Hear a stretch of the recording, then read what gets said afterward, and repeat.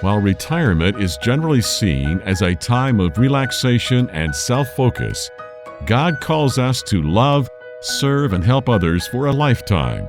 He has been preparing us for this retirement season, literally our entire lives. In retirement, countless Christians enter a state of spiritual dormancy, not knowing how they are called to have an impact for God's kingdom.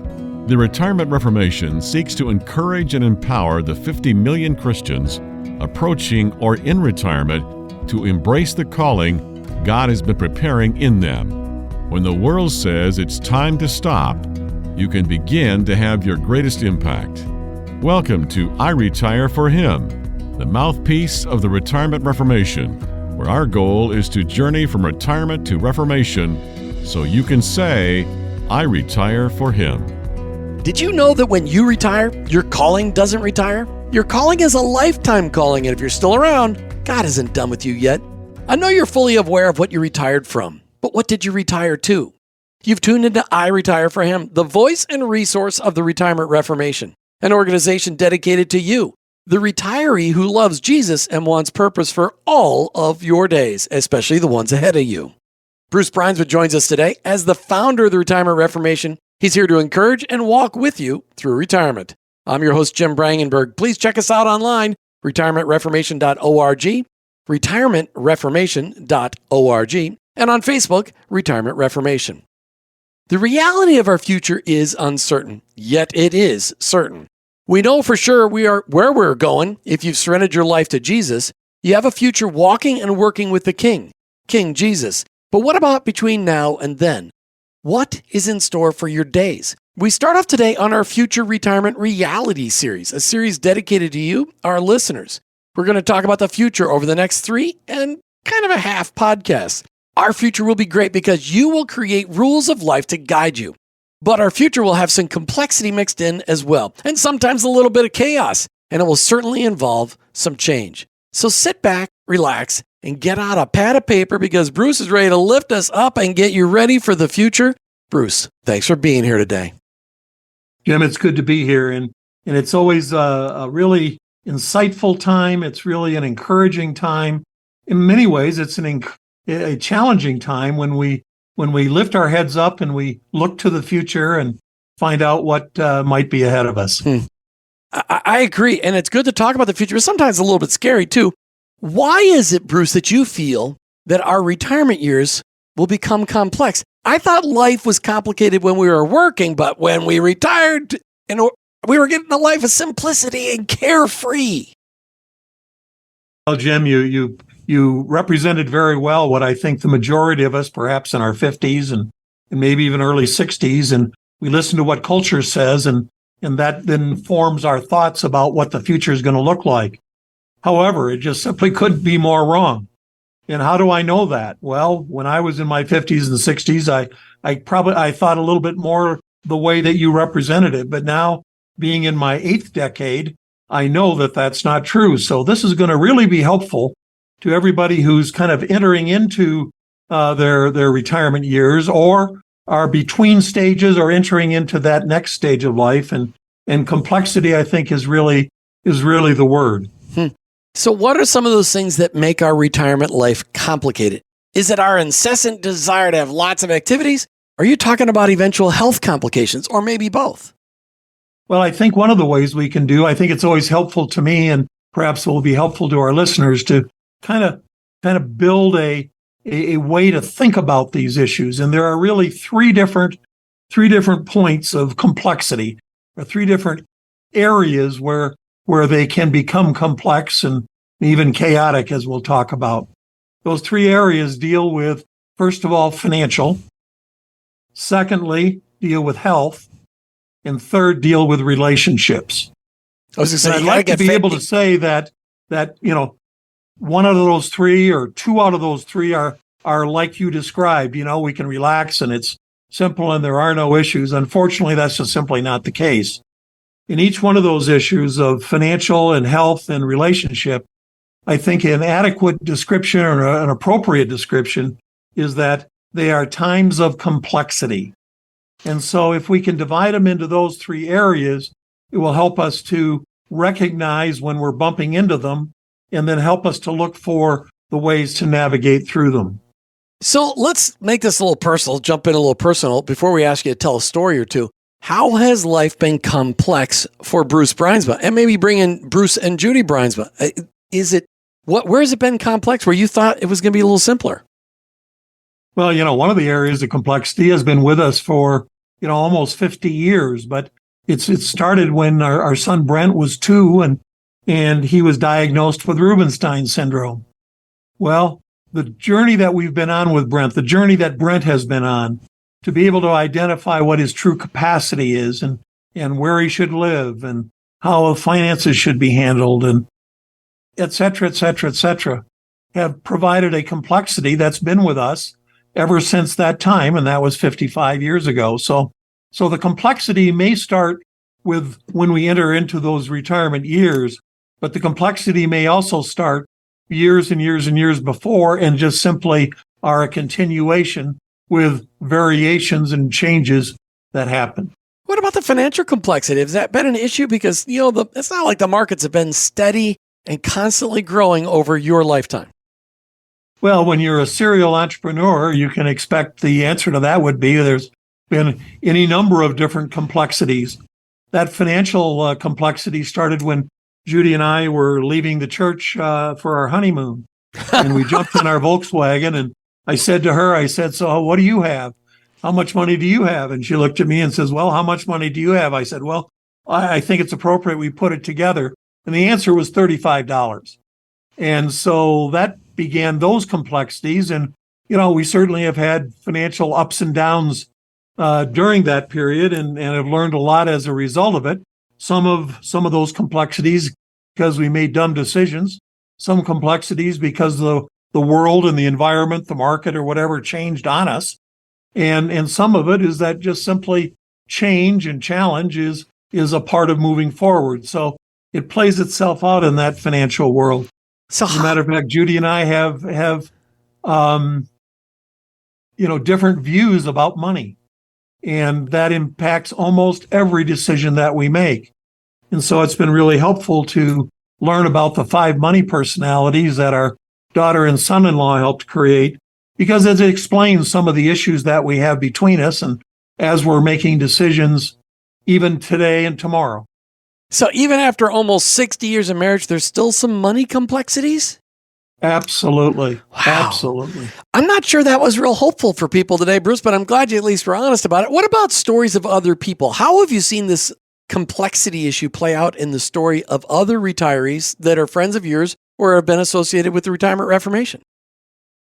When we come up against complexity, the formula that God has shown me and that I've learned and practiced now for a number of years. I wish I'd say that I practiced it since the beginning, but that would not be true. In the last number of years is that when you're faced with this situation and you've got complexity or you've got disagreement or you've got challenges, all which make up those complexity issues, where you need to start is really working very hard to find out what's true. If you don't know what's true, then all of your solutions to the complexity or your reactions and the tension and the all the different emotions that come out when you have complex situations the solutions are going to be based on either a lie or a lack of information. And so working very hard to find out what's true is really important. Let me give you just a simple one in the financial world. I had a couple that I was working with a number of years ago, and they were having disagreements about where they were going to find the money in their budget to give to the church. And when they came to me, they said, we just don't have enough and we can't do that. I said, well, why don't we find out what's true? And they kind of looked at me, and so we got out their checkbook and we got out their calendar, but it was the checkbook in this case, and we went through and made a list of all the places they were spending money. 2 of them popped up. One of them was gifts, and the other one was laundry. And on the gift side, that's one of our love languages for some people, is the giving of gifts. and that you show your love by the gift. So every time you go visit your brother-in-law or your sister or your neighbor, some people are just, I have to bring a gift with me. Well, when we did the math, it was costing them about $75 a month at that time just for their gifts. Then we went and looked at the laundry. And I said, and they were spending $140 a month on laundry.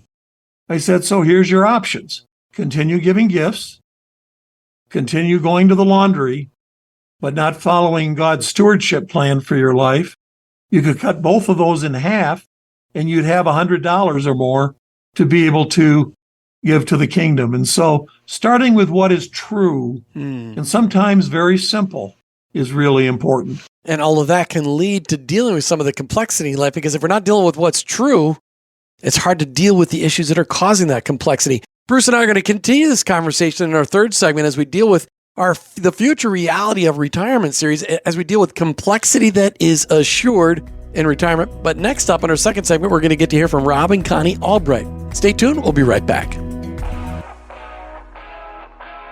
Recreating Retirement is an interactive small group study helping you to move from nothing to what's next. You can join us on Wednesdays at 6 p.m. East Coast time on Facebook Live. Our goal for this study is to provide a group setting for interaction and new ideas while leading you through a first step in your journey from retirement to reformation. Here's the big idea. During the next 5 years, 5,000 small groups will experience this journey of discovery in churches and faith-based organizations across the country. Is your church a place where recreating retirement needs to be planted?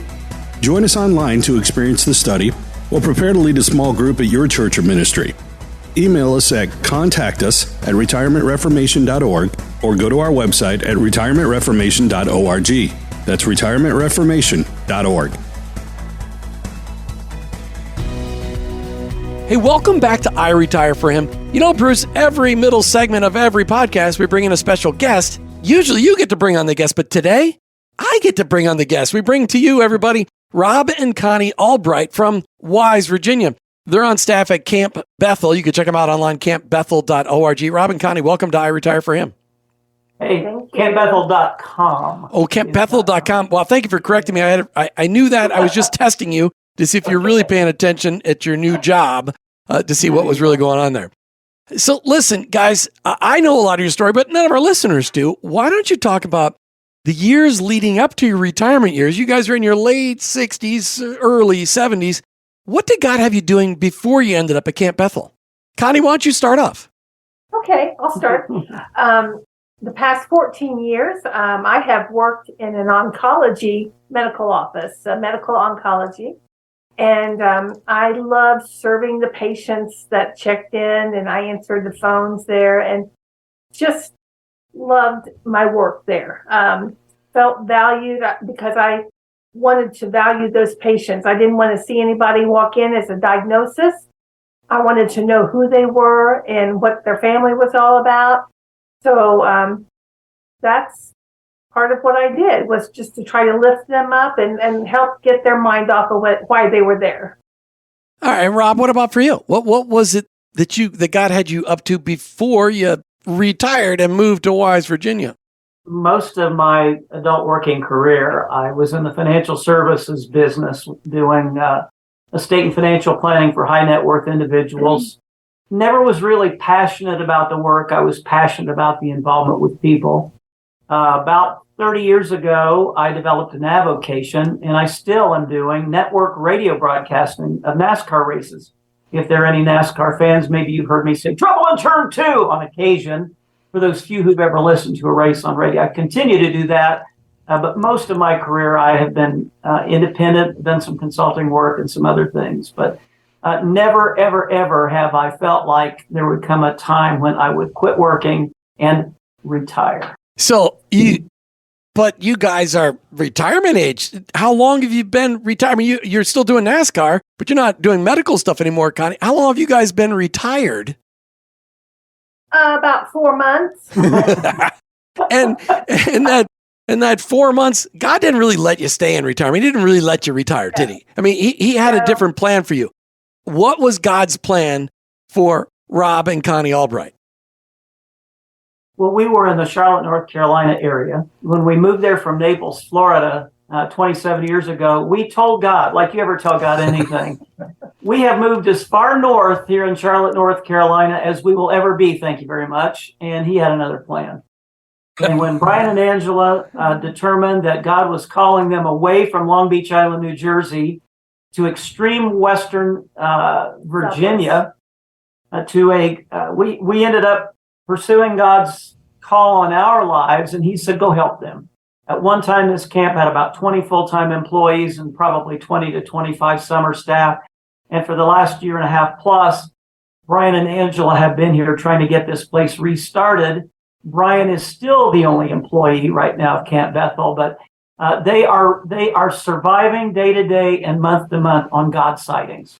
So I got to get to Connie. When God said to you and Rob, I want you to leave your comfy, cozy life of Charlotte, North Carolina, and move to way Western Virginia where it's cold, it's snowy, and it's about 5,000 feet in the air, what did you tell God? Well, interestingly, I felt God and I were talking for a couple of years, probably. I was telling him, again, that I thought I had one more adventure in me before he took me home.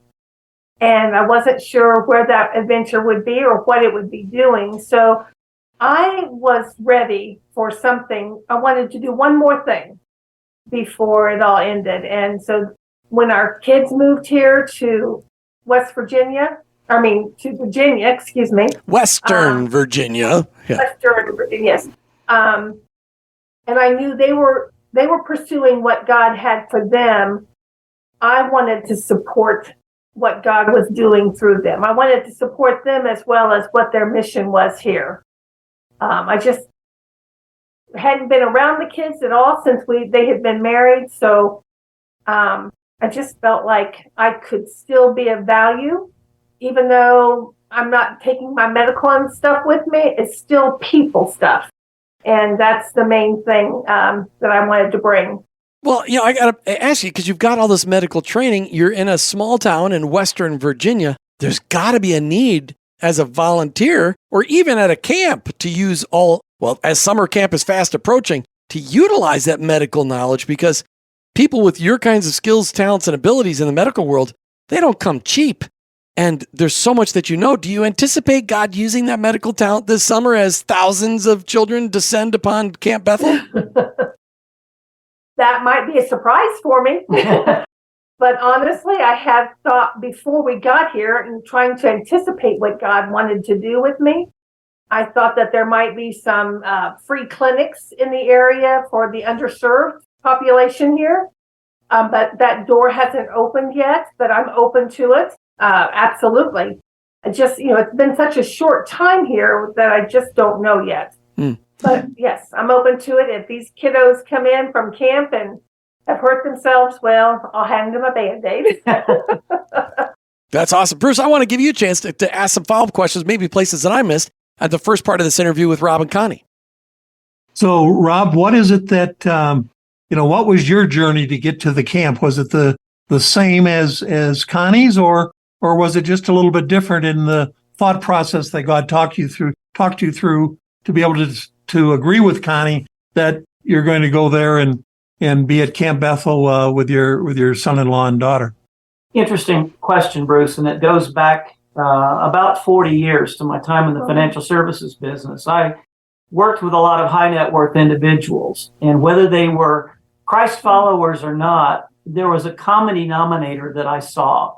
Those who were very well off financially and were certainly financially in a position to go play golf every day or go sit and read books every day. And those who did that without having any sense of purpose either literally died or they died inside. I saw older gentlemen after older gentlemen that they might have been multimillionaires, but they were afraid of the next breath. They were afraid of the next step because they no longer had purpose. And I determined even then that as long as God gave me some ability and some breath, I was going to continue in his service, and that retirement would not, as our society defines retirement, would not be a part of my vocabulary. So that's that was the first part of this. And then the second part is when we came up to look at Camp Bethel, and knew that that God had called Brian and Angela here. We could see what it once had been, and we could see Brian's vision for the future. And we just wanted to be a part of that with them. We knew it had to be God. It had to be a God. You know, when you come to a completely different culture to do jobs you've never done for no paycheck, you'd better be doing it to be a reflection of the Lord, or you shouldn't be doing it at all. In case you have a follow-up question to that, Bruce, I'm going to ask you to hold on to it. Rob and Connie, we're out of time for this segment, but would you guys hang on so we can record a second part of your story for our next podcast? Would that be okay? Sure. All right, hang on. We'll be right back with segment 3 as we talk about complexity and retirement. Our work on this earth doesn't end when the paycheck stops. God calls us to be faithful for a lifetime. Whether you're looking forward to retirement or you're already there, our all-small group study, Recreating Retirement, will help you understand, engage, and activate what God has for you in this fourth quarter of life. Join Retirement Reformation founder Bruce Bruinsma as you consider your past, strengths, spiritual gifts, and your passions, and how they all come together as the call God has for you in these years. Connect with us on our online community group at facebook.com/Retirement Reformation, Wednesdays at 6 p.m. Eastern, or if you'd like to bring Recreating Retirement to your church, email us at contactus@retirementreformation.org. Are you ready to start your life-changing journey today? Hey, welcome back to iRetire4Him. As Bruce and I talk about the reality of our future retirement years involving a bit of complexity. We just heard from Rob and Connie Albright, and we heard a little bit about the complexity in their lives. Bruce, in the first segment of the show, we kind of laid out retirement can be complex because of financial issues, health issues, relationship issues, or all those being opportunities. Can we talk about some solutions now? Yeah, I think one additional perspective on that and what we talked about in that first segment is that the decisions that we are now being faced to make in those three areas, the decisions that we're now being faced to make is areas where we have no experience and very little models, very few models. And so now we're faced with a circumstance, and whether it be financial or whether it be health or whether it be in relationships, and we don't know where to start. We said that we need to start with finding out what is true. Right.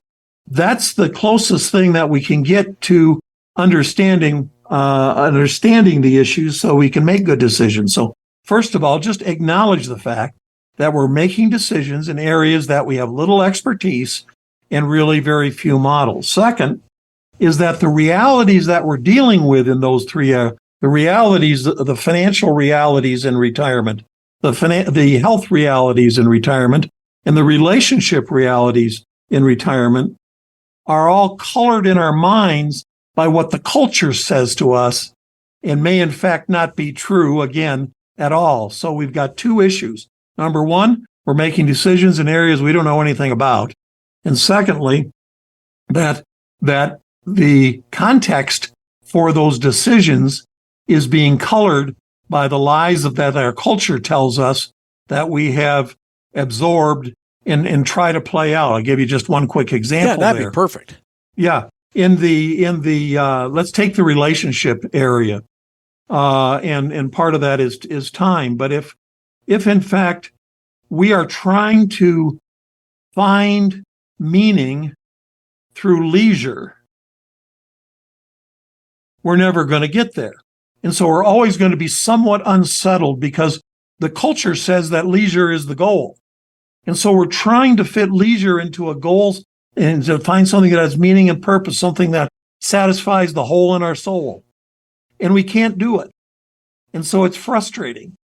And so that's just one very simple, little easy example of how that plays out. So decisions where we have no experience and realities that is being brought to us and that we're engaged with, that we're embracing, that are not true and are not what God would have us, the way God would have us think about it. So let's get personal in this because people always love it when Bruce gets personal. How when you and Judy have had to face this in your own lives, when will your 60th wedding anniversary? What year is that? When do you celebrate 60 years? Is it this year? We'll be celebrating 61 in June. 61 in June. So last year was 60. Sorry, I apologize. We should have celebrated right here on the air. It would have been great. So 61 years this year. What are some of the complexities that you've had to deal with where you had to acknowledge, hey, we don't really know the answer here, and what you understood to be the truth was colored by the lies of the culture? How have you guys had to deal with some of this? Can you think of one example? One of the things we're dealing with right now is we are now both of an age, and I'm addressing the health issue right now. Okay. And so in that health arena, Judy's at a point where the home that we live in, which is beautiful and that we just love, she's not able to maintain the interior of the house physically. We got 2.5 acres. I'm not able to maintain the outside, and we've had a couple that have lived with us for the last 3 years that have helped us with that, and that was a wonderful solution. They have now advised us that, in fact, they're going to be moving out. So what are we going to do? Jim and Martha will move to Colorado. There you go. So if any of our listeners are in that spot, we're looking for a couple to come live rent-free and help Judy with the interior and me with the exterior, but it's another issue. But it's so the question then becomes to us now, because of those health issues, what do we want to do? Do we want to be committed to finding another couple? That probably would be our preferred solution, but we may not be able to find them. But yet we have those health issues. So now we're starting to investigate independent living and assisted living and all of those things, which are new areas for us.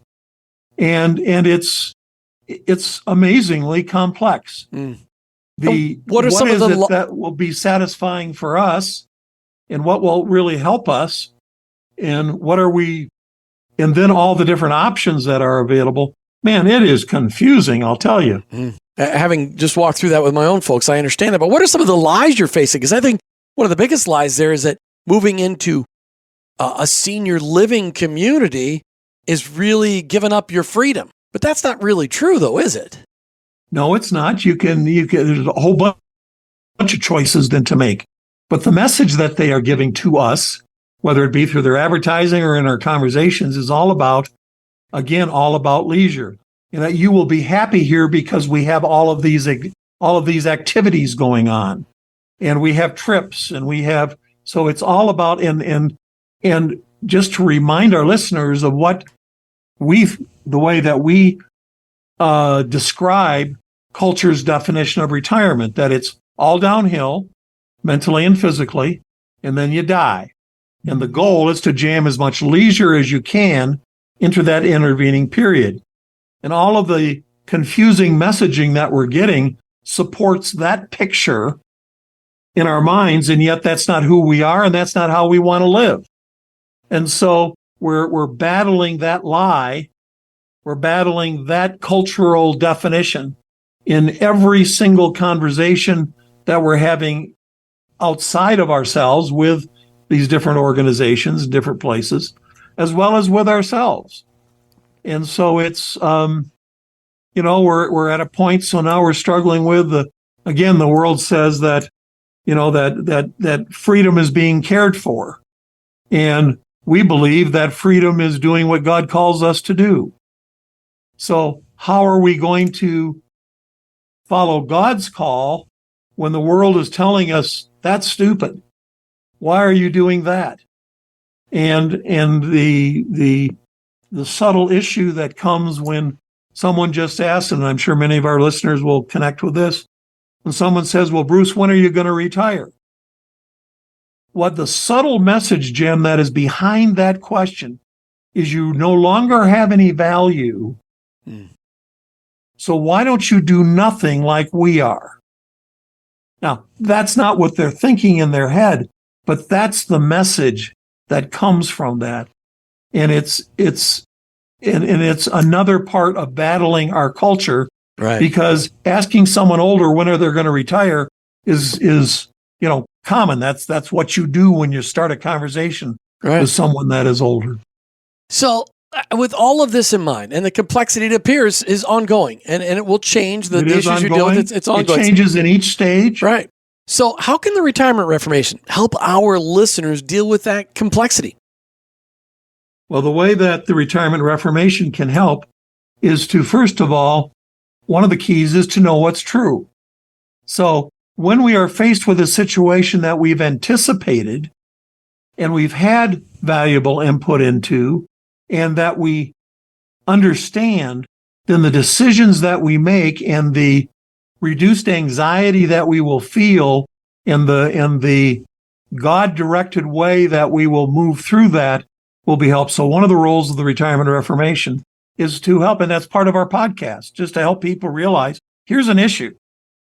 Here's some thoughts about it, and you need to think about how that's going to be in relation to you. Now, I think there's one other answer, another part to the answer to that question, Jim.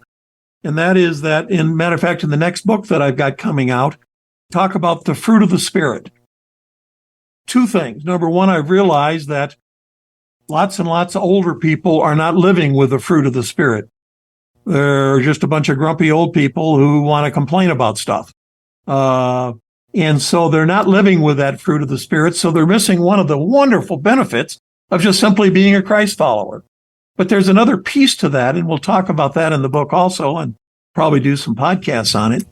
But that using the fruit of the Spirit, just to remind us, love, joy, peace, patience, kindness, gentleness, self-control, using the fruit of the Spirit not as an impact on us, but as a lens through which we look as we make decisions in these complex areas. Right. So when we use it as a lens, we've got the best opportunity for the decisions we make to be God-honoring and not add further complexity to our life by making really dumb ones, but by making ones that fit in with the message of the Holy Spirit to us and how we play that out. And those resources on our website, of course, retirementreformation.org, retirementreformation.org. Bruce, great conversation on the complexities we can look forward to facing to and how we deal with them in our retirement years. Thank you, Bruce. Appreciate it. Been good.